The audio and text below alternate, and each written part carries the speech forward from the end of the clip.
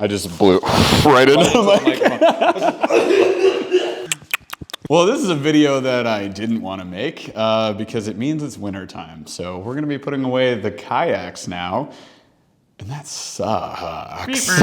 It's also very cold out, so we're in the garage door's closed, and we're going to take this here barge and we're going to disassemble it and also fix parts of it that are definitely broken, like this. What does, okay, so we should say, like, because the title of the video is probably going to be something like winterize your kayak. What does that really mean? Because we're not going to, like, I'm not going to fog the motor. I'm not going to, like, you know, do all the stuff that you would normally do for a motor. We're not doing it. We're not going to shrink wrap it. We're not going to shrink wrap it. But we are in Michigan, which means the weather gets very cold. So you want to do a couple of things. One, it's maintenance. So we're gonna break down the whole boat. We're going to find all the things that have either degraded, come loose, need to be repaired, fixed, but not totally fixed. We're going to make sure that the boat is in pristine working order for next season, or at least going to make a list of things that need to be fixed. Two, we are going to get all the things that shouldn't be in freezing cold weather for the whole year if there's no need for it. We're going to get all those things out of the garage, out of the outdoors elements, and into like the basement or wherever you're storing your things. And then three, we're going to put away all the lures, the rods and reels. We're going to take all that stuff that, again, doesn't need to be out here. We're going to fix the bait graveyard. We're going to get all that stuff out of here. We're going to do some maintenance on the rods and reels as well. So that is what winterization means. It basically just means hibernation. We should call it kayak hibernation. That's what it really is. We're shutting her down. She's going down for the big sleep. So that's what we're doing. About 4 months. 6 months. Shh, don't say that. Why would you say that? This is reality. I'm not a liar. Ridiculous. All right, so let's get to it. We'll kind of walk you through our process as we go through. There's definitely going to be, maintenance-wise, like some fixing up of things that I've just been literally ignoring for months. I'm like, I'll fix it in the winter when she hibernates. You're a human man. So. Yep, 100%. I was like, is that wobble okay? Yeah, it's fine. For today.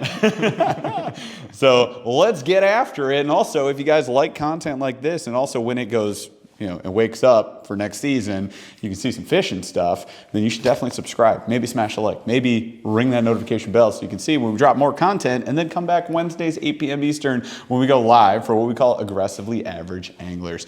And that is where we are learning to be better anglers, and we want to learn with you. As a community, we all get better, and we talk to really cool, smart people in the industry on that show. So definitely come over.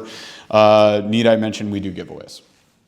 Weekly. I did. Weekly. All right, where should we start? So step one for me is usually get all the stuff out of the boat, because that really is going to expose all of the stuff. And when I mean get stuff out of the boat, everything. I mean, I darn near everything. There's a lot of stuff. Like this is something, I think this is a great example.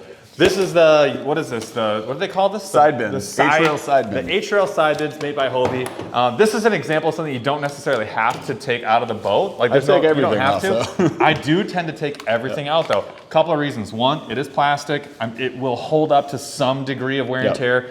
These may not though. I want this, we paid a lot of money for the kayak, and if you have a kayak and you spent some amount of money on it, I recommend protecting your investment. That means things like this. If anything doesn't need to be under tension, that includes these, that includes elastic, anything that's clipping.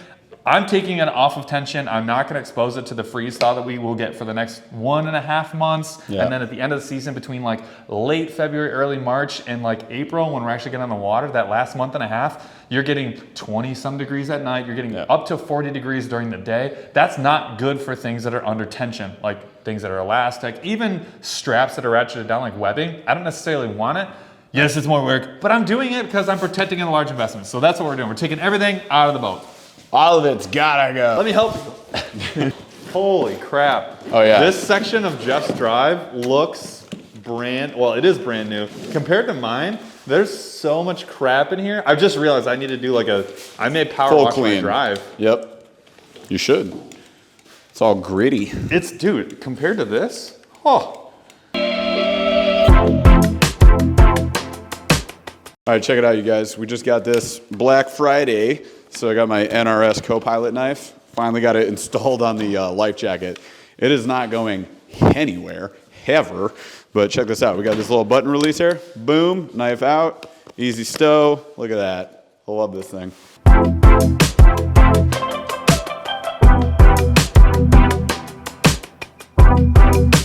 Hot tip.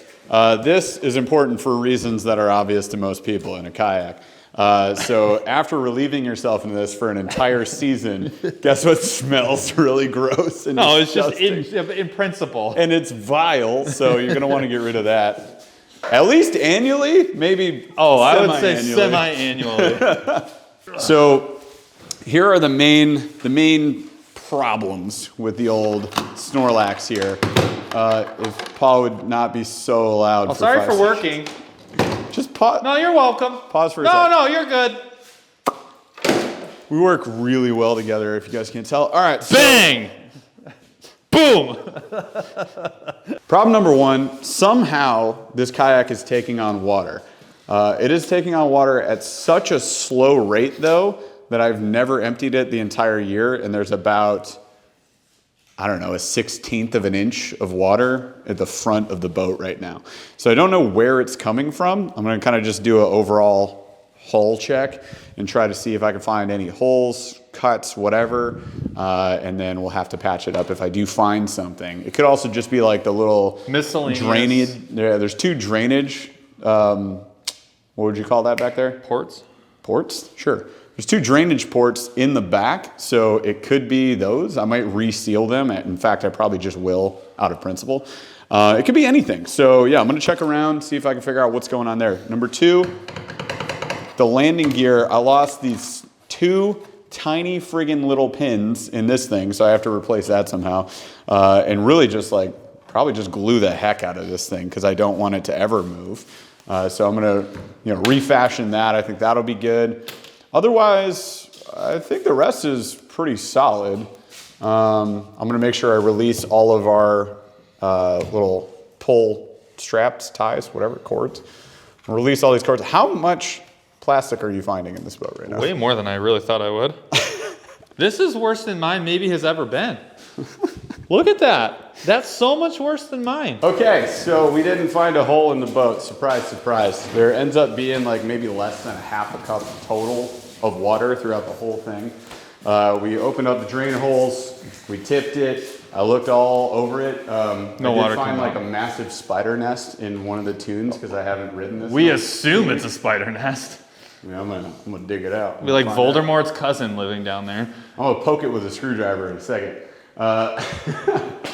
So other than that, I mean, if we can't find it, it doesn't progressively fill up with more and more water. So I don't know what's going on, but it's nothing I guess I need to concern myself about. At the end of the day, for me, the litmus test on water risk is if you're tipping your boat up and there's like water pouring out, like some amount of water pouring out, you have something to worry about. If not, I'm not really that worried.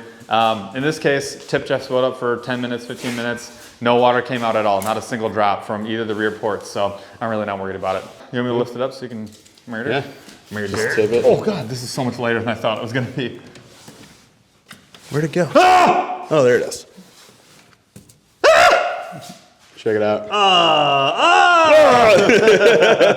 Oh God. Men are dumb. Yeah, we're stupid.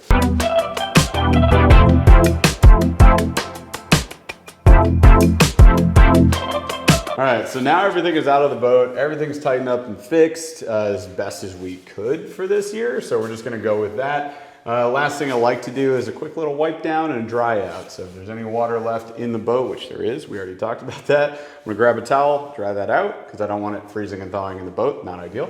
And then I'm gonna just wipe down the surface. Gotta get the rash out of here. Also, you can clean this stuff off pretty good. So we're gonna hit all of that. I don't think there's really anything else. Sticker maintenance. Gotta get all your dead stickies off. You gotta get your stickies, like this hooligan's doing not so great. Snorlax is crushing it I know. right now. He's immovable. Let's do a sticker tour real quick, actually. It's kind of funny. This is the private lake, so that's just so I can actually go out on the water. I'll have to get a new one next year. There's still, this is from the MSRP sticker. Could probably scrape that off if I wanted to. Autism Angler's holding up really good. High quality decal, like that. This, dude, the robot fish you got me, that's holding up so well. It won't die. This swim bait hooligan doing good. A little, Deathly Hollows, Harry Potter stuff, the Dark Mark, Nerd. Are we nerds or what? I mean, I am, but all right. So we got Wu Tungsten holding up pretty good. It's like your standard. Why do you hate this side of your boat? You're gonna see in a second what he's talking about. Fast Stick's holding up good. Hobie needs some cleanup. MB, the big old bug sticker, doing good. Hooligan's kind of beat up. Snorlax is invincible. So is I Don't Fly. That's cardio. That's something Paul You're got me. welcome. Another swim bait hooligan doing good. MB. These are from like sunglasses. I don't even know. Look, Mischief Managed. That's like one of my favorite stickers on top. We've got nothing on this side. We got salty scales. Salty scales snuck in. So I just put this on because I was in agreement with you. And at this point, we're out of sticker room on that side, so we're gonna go here. Also, we got Team Dink, of course. We got some Burly stickers, OGs up here. You can't really see them anymore because of this giant Garmin unit. The old MB fish, I love that one. And then look at this. I can't even see it from over here. Is it? RIP Yak Tribe, so there's that as well. And that's all we got for stickies. All right, time to wipe this baby down. It's the eternal discussion. Do you power wash or you just wipe down with all this? I'm an advocate of the power wash. Costs like $3. I am power washing. You're gonna spend more in Dawn power wash than you are at the frickin' place. This works, but I just power washed it because then the whole thing is like completely brand new. Like my little foot like insert things here, the foam rests, they look brand new. They look brand new. You do you, man. I will do me. But today I will do this. Now let's be clear, you do not need to clean your boat. Nope. You don't have to. I like to. I know some of you are already out there like, why are you doing Whatever, this? man. I like to, okay? And you know what? If this was a $60,000 bass boat and someone was like cleaning their boat, power washing it, whatever, you'd all be like, yeah, for sure, every time. Gotta be spotless. Gotta have spotless carpet. And then no one would even question it. But because it's a kayak, everyone's like, shut up. It's supposed to be dirty. I'm gonna do whatever I want. Rocco, give me a hug. Hug me. Hug me. Love me. Dog, love me. Come. Ah, you love me. You love me. You love me. You love me, love me, love me.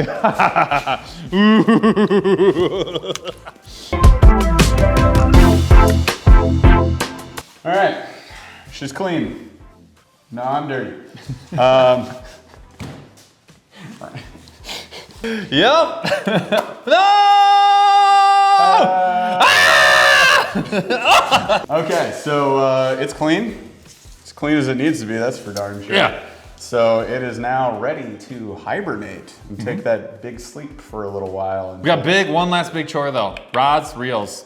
Oh yeah. Yep. So I personally, I'll leave like 6 or 7 rods and reels in the garage, and they're ones I just don't really care about. Yeah. I'll leave them strung up, and I'm like, if it dies, it dies. Ivan Drago. Yeah. If it dies, it dies. But I mean, other than that, anything that I care about, I actually do bring them in. Like, I know it's probably fine, that's overkill, but like I can do it, so I do it. So I find a safe place downstairs in my basement. I shove all the extra rods in there. I keep 5 or 6 in my office for like filming and stuff in the winter, but otherwise all the rods and reels, I take I snip off the last like 20 yards of line and leader. I snip off all the baits, I put all the baits away, and then the rods and the reels, they go in a safe spot. Yep, and I'm probably gonna re-spool them, so I'm gonna empty them, and then I'm gonna maintenance them. We'll do a video on maintenance pretty soon, but we'll show you guys what we got in the basement. I basically took all of mine inside. See these racks? They are empty. Normally that's holding like 15 or so rods that I'm using for the year. So we're gonna go check on those in a second. This baby's done. I got it, hatches are gonna be open just so any extra water will evaporate over time. So we should be good there, but I like dried it out a little bit. And then, bye. See you in So sad. April. Oh no, why'd you make it sound so terrible? Because it is. All right, let's go get these rods taken care of. Do it. All right, so let's wrap up this winterization. It's already been tough enough, and now we got to do ice fishing stuff. So in another video, we'll talk to you guys about what we got to do to get ice fishing ready. I still have to buy a new auger, so there's lots of stuff to do. Anyways, we'll get that stuff out later. Now, the last step is get all the rods and reels. What I like to do is take them completely apart because I will reconsider my combos next year. I'm gonna re-spool a bunch of braid. I wanna do reel maintenance anyways. And also, I like to send some reels and rods away. So I'll sell them. I would give them away, but giving away a rod is like one of the biggest pains in the butt I wish I could. I've ever done. No, I wish I could. So we're getting rid of all of those. Here's all the ones that are actually staying. And what we're gonna do is we'll re-rig the combos next season. Yeah, I mean, at the end of the year, well, at the beginning of the summer, what we'll have had happen is new rods will have been released on the market from folks like Akuma and Monster Bass, and so we're gonna have to reconsider like how everything is structured. So you got to get your bait casters lined up with the appropriate speed and size for the rods you're using, and you got a bunch of new rods entering your setup. So we also are at a point where I will have 6 rods in the boat typically, and then what I'll also have is like 8 to 10 rods at home that I'm either testing or tinkering with, and you're mixing with different combos. So it's a good idea a lot of times to say, well, I'm switching this reel from a crankbait rod to a jerkbait rod or whatever, and so I need different lines. So getting it all off, and we also get we're very fortunate to get a huge lineup of new line from the folks at Soft Steel every single season, and so we're usually tinkering as well. So like this season we tinkered with like working man's fluoro. So we switched from the stretch fluoro that we used last year to the instinct fluoro, which is, like you said, the working man's fluoro. It's quite a bit cheaper, but it held up really well. I was very happy with it. We'll probably try a new type of fluoro. I'll be working with the Japanese higher end fluoro that they do, which is what I'd like to try this year, and then just really give it a full season, like from right at the beginning of the year all the way to the end of the season. And actually, that brings up the next video, which is probably going to be a 1-year roundup. So all the stuff that we said, like we bought, and then we put a full season on. What did we like? What did we hate? What worked? What didn't work? Yeah, exactly. We're going to go through all that in the next video. That'll be another video. But that's it. I mean, that is like a really long, drawn-out way of saying clean up your boat, maintain your boat, put your stuff away. Clean out your rods, maintain your rods, and then put all your baits where they belong. That's it.